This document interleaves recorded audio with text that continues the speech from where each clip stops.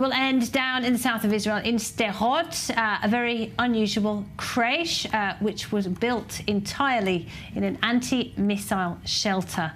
Sad reality for children who live in the south of Israel. Deborah Benayoun from our French channel has this report.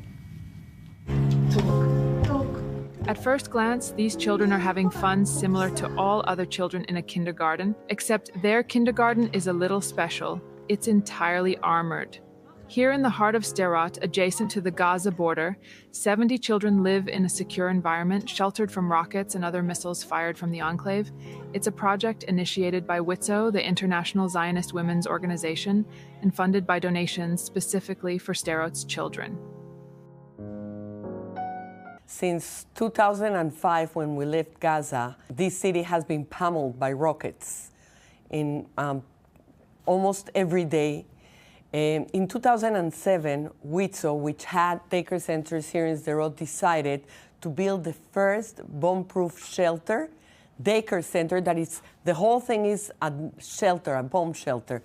So parents could bring the kids here, they could continue working, and the kids could continue their educational, pedagogical development. This daycare center has 40 centimeters thick steel walls and reinforced roof and windows. The water and electricity supply systems have also been designed to resist attacks.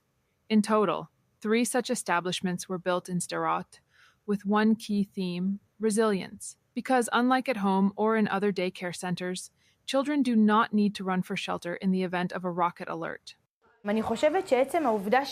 Having a fully protected daycare center is a blessing. WIZO is the first organization to offer this solution. As director of this daycare, I feel protected.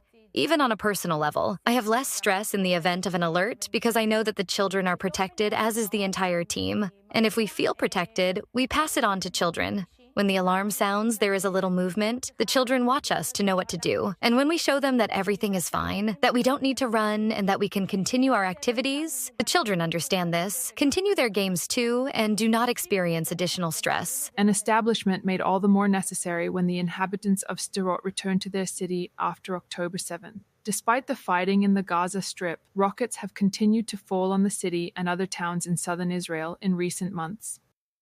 The Home Front Command decided to reopen the city of Sderot in March, and a lot of people started coming back. So that's when they came to us to please, the city of Sderot, to please open the 3 centers, because this is the only way to make sure that people go to their normal lives. If they have a place to put their children and they can go back to work and have a semblance of normalcy. So that's exactly what we did. It wasn't easy. Remember that the people that work here are also people from Sderot. They have their own families to take care of. It was a very difficult situation. Many parents contact me because they prefer to enroll their children in a protected creche. They feel calmer. If something happens, I don't get dozens of calls from worried parents wanting to know how their children are doing. Everyone is calm. I feel safe in this daycare.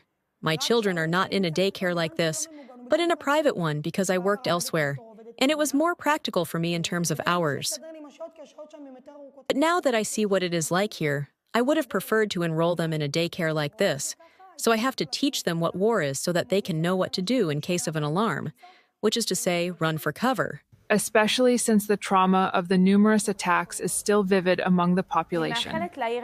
I really hope that we can finally live in peace, that we feel safe.